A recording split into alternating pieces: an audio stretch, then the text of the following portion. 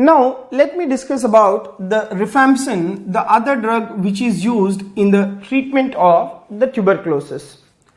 Now if you take this particular Rifampicin, remember it is a derivative of Rifamycin, right? It is derivative of Rifamycin. Now if you take this Rifamycin, the other derivatives of Rifamycin are Rifabutin and Rifampicin, right? So if you take the other derivatives of this Rifamycin, that is Rifabutin, and then we have Rifampicin, right? The other drug what we have is the Rifampicin. Now let me tell you one very important point is that this Rifampicin, it is a bactericidal agent, right? Bactericidal agent. Now when we have discussed about Isoniazid, we have discussed that it is a bacteriostatic agent in the resting agents and bactericidal agent in case of rapidly multiplying organisms. Whereas you take Rifampicin, it is bactericidal against both the dividing and non-dividing Mycobacteria, right? So it is bactericidal against both dividing and as well as, right, as well as the non-dividing mycobacterial organisms. Now if you take the mechanism, this particular Rifampicin, it acts by inhibiting the DNA-dependent RNA polymerase, right? So if you see the mechanism of action, it acts by inhibiting, right, it acts by inhibiting DNA-dependent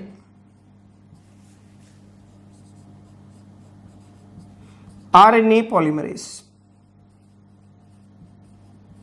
So this is the mechanism of action of this Rifampicin, right? It acts by inhibiting DNA-dependent RNA polymerase. Now this particular Rifampicin, where is it metabolized? So if you see the metabolism, it is metabolized within the liver,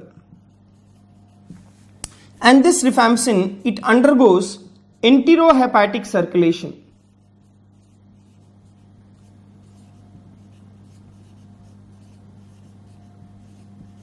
Alright, this Rifampicin, it undergoes the enterohepatic circulation. Now it is metabolized within the liver. This particular metabolites, they are colored, and these colored metabolites can cause orange discoloration of the urine and as well as the secretions. Okay, so these metabolites of the Rifampicin, they are colored. Because these particular metabolites are colored, they give, right, they give orange color to the secretions and as well as to the urine, right, and as well as to the urine. Now how is it excreted or how is it eliminated? Remember, the elimination of this Rifampicin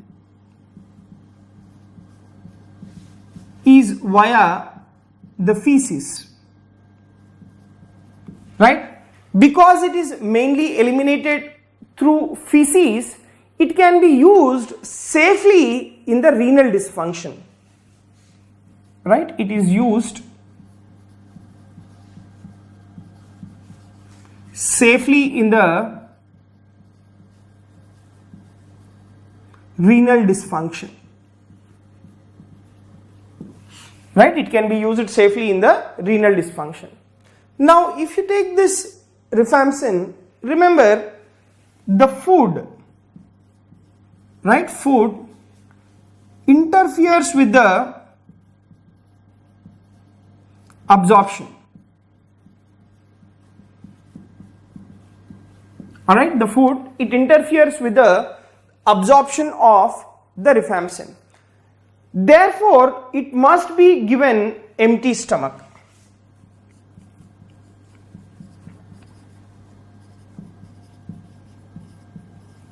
Alright, therefore, it must be given empty stomach.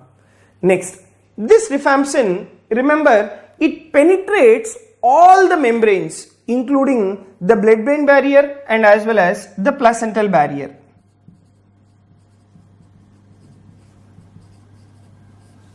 Right, it penetrates all the membranes, including the blood-brain barrier and as well as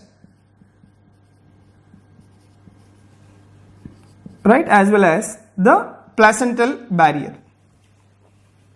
Alright, next. The other important point is that if you see this rifampicin, it is equally effective against the intracellular and as well as the extracellular bacilli.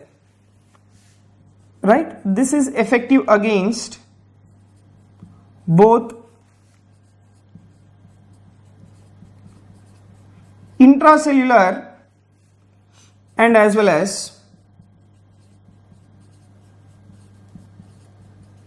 extracellular bacilli. Alright, it is effective against both intracellular and as well as the extracellular bacilli. Now, let me tell you, it is a bactericidal agent. Remember, it is the only bactericidal drug which is active against the dormant bacteria in the solid caseous lesions, right? So, it is the only bactericidal agent which is active against, right, which is active against the dormant organism which is present in the, right, which is present in the solid caseous lesions, right, which is present in the solid caseous lesions. Now, remember, this particular rifampicin, apart from tuberculosis, it is also used in case of leprosy. Now, why is this used in leprosy? Actually, in case of leprosy, the drug is your dapsone. So, it is also used in leprosy to delay the resistance to the dapsone. Okay. So,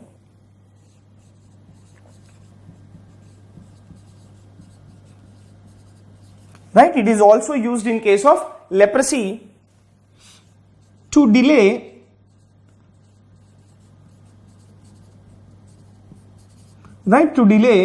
resistance to dapsone. Alright. So these are some of the points. Let me shortly revise until here. Remember, this rifampicin is a derivative of rifamycin. The other derivatives are the rifabutin and as well as rifapentin.